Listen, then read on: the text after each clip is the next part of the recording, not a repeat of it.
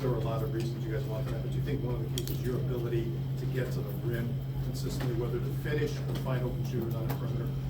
Yeah, I do think that, again, first of all, that's a great win for us because Wisconsin is a really terrific basketball team. And I tell you, hard to guard, incredible concepts that they have, do a great job themselves of getting it where they want it and getting foul. They put us in some foul trouble there early. We didn't rebound well early, but we do have the ability to spread the floor out.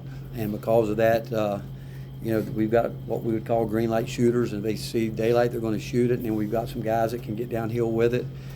Got multiple guys that can play out of a ball screen offense, and we try to get down quick early and play fast. I thought in the second half we were efficient, but we kind of got sped up when they made a couple pushes at us. But again, great win and utmost respect for Wisconsin and Coach Gard, what they do, the way they do it, and but are really proud of our guys for withstanding some of the pushes they put at us. Right in the middle there, Coach. Rick, what did you see from Dalton tonight that allowed him to be so efficient on the offensive end? Well, I mean, he's effective offensively. You guys know that, have seen him play, and he. I thought they did a good job going at him early too. They were getting by him a little bit, and we were trying to keep him, really just trying to contain the ball. But I thought he fought through. He played a lot of minutes, and offensively, he's a very talented player. I thought his teammates really helped him tonight. They say, man, we know what you can do on the other end. You've got to help us, because when we got the lead there, it was getting down to we probably had enough points now could we get stops. And we were getting ready to go offense and defense, because you guys know how much we love Jemiah Mashak out there to guard. But Dalton, and again, he's learning some of he doesn't know how to fix it the way those other guys can. We can switch, and we can switch out, X out of it on like when Z got caught down there. Late in the game, he should have X'd out there with him. And I actually called him over and said, you got to see that. I mean, you can't leave Zakai down there on a 7-footer. But he'll get better with all that. I think the more he sees it on tape, because he's going to work at it. He knows he's got to get better. As soon as he walked in, the guys congratulated him. He said, look, I got to get better defensively. And as long as he'll keep that attitude, he'll be fine.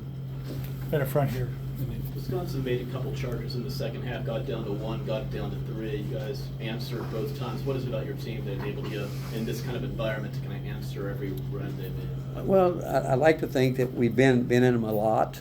And, you got a group of guys out there. And basically, other than Dalton, we had Zakai, Santi, Josiah, Jonas. They've been there a lot. And you had Dalton there, who Dalton obviously gives us an offensive punch on the other end.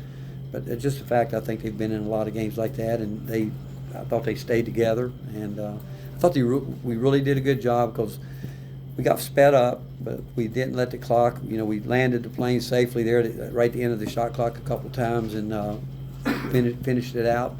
And I thought that's when they were coming back. We did have some good finishes on the offensive end. The last 2 years, you've harped on needing to be able to score when shots aren't falling. Just how encouraging was this performance when they shot just 29% from 3? Well, I thought Tobey's buckets were huge. I thought they were really big. I thought he'd come in. I thought he gave us a lift, obviously rebounding the ball. And I told the coaches we got to get him in the game more.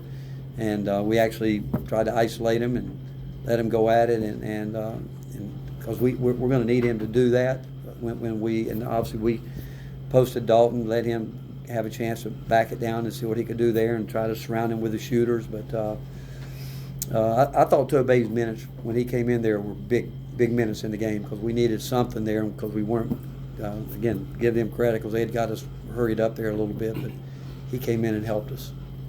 John on the play.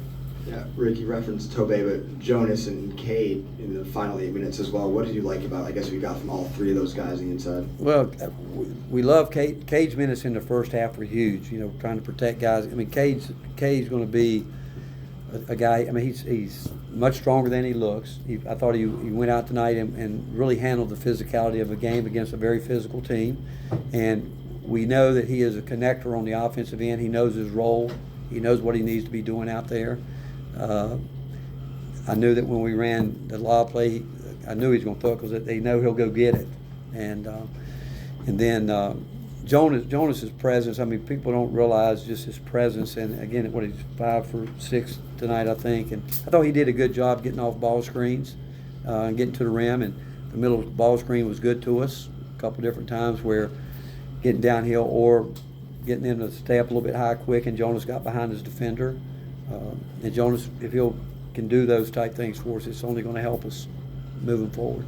Right here. You had some success with doubles when Wisconsin got it down to the low post. What were you trying to Do show what? them? You had some success with doubles when Wisconsin got Well, our game plan, because we knew that we worked on it for 3 days, everybody getting back down, doing that, and our game plan was to play cat and mouse.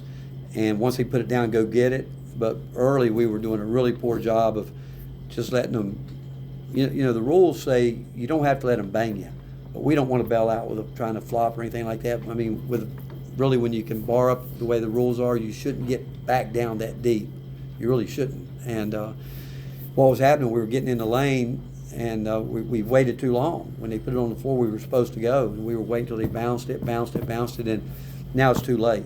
But when we got it right, it created some issues, and then there's a lot of length out there. When you get everybody in there, us coming, and what we were most concerned about, where we were helping from out from the top, was that 45 cut or that guy coming in from the backside to rebound it, which they got us on that a couple times. But we knew we were going to have to. At one time, we hadn't even done it all year. I said, I think we should get in a 2-3 zone so we can keep everybody in the lane. Maybe we can stop them and let them hit some jump shots. But our guys kept fighting. And again, they're hard to guard. I mean, they are hard to guard, and because of the way they play and the physicality that they bring. Couple more for Coach. Rick, you talked about this being a veteran group, but is it surprising to see them answer the bell on the road twice this early in the season? Well, again, it's the first time Zakai's played on the road, and he was trying too much. He was trying too hard early, over dribbling the ball again. But his speed is. He changes the court. I mean, he can't help himself. He wants to get down the floor and press 94, which we love. We like that. But coming in where he needs more time is I think they gave us. I think they told me before the game that he could play 18 minutes. And so we tried to figure it out today while we were meeting as coaches, and I'm like, we can do this all we want, but if they jump on us early, he's going to play more in the first half. I don't know. But then in the last minute, someone said, Coach, he's at 18 minutes. And I said, well, he's finishing this game, because if I'd have taken him out, he'd have killed me. He would have killed me. And he ended up with, 18. But I think Chad told me it could be 18 to 20. If I could have remembered that, he'd have probably played another minute and 10 seconds or whatever. But him getting out there right now is the best thing for him, but we got to get the rhythm back, because he hasn't done that with us a lot. But going on the road, and any road win's a big win, and especially against a team like we beat tonight. Ben, go ahead, please. Final question. Rick, great talk this week about how much he appreciates these home and home series and how most schools are kind of going away from them. You've done this a few times with Wisconsin. What do you get out of these games, and how much do you appreciate kind of the challenge of going into an environment like this? Probably the worst loss we've ever had at Tennessee since I've been there, when they came down in the pandemic and they beat us by 30. And it's funny, that was the day that Santi arrived on campus. I think Lamonte Turner had announced he couldn't play anymore. Josiah was a freshman. And we've been trying ever since then to schedule this game, but they had opportunities to come up. We had opportunities, and I respect Greg and his staff so much and what they do, but I think these games are great for us. I'm like you're saying, I'm concerned, because I think as a league with Texas and Oklahoma coming in, we're going to have to go to 20 conference games. I'm not surprised with the teams from the West Coast coming here. They won't start talking about 22 conference games. And the only way we're going to be able to do this, I think, because like right now, I've got a really good freshman class that need to play, but they're not ready for this right now. There's no way they could be ready 2 games into the season to deal with this. So there's a fine line. Where can we get some games where you hope to get those guys some experience? I believe that because of the way our practice schedule is now, we ought to be able to have 3 exhibition games like what we have with Michigan State, because we still need these games. I think it's great for college basketball. I think the officials need it, and I'm saying it in a good way, because think of it, this is a high-level game, man, for officials and they probably have had 2 or 3 games, had a couple inter-squad scrimmages, and but I don't know where it's going to go. I don't. I really don't. I know that the Wisconsin. I love playing. We've played Michigan State in the past. Wisconsin, obviously. I appreciate Greg doing it, because when I got to Tennessee, we couldn't get anybody to do it. You know, we were trying to play some of these games, but we settled in on it. We just didn't think it was going to take this long to finish the series. And again, where it goes from here, to be honest, I don't know where we go until we find out what we're going to do as a league with moving to 20 conference games, which I think we'll have to do.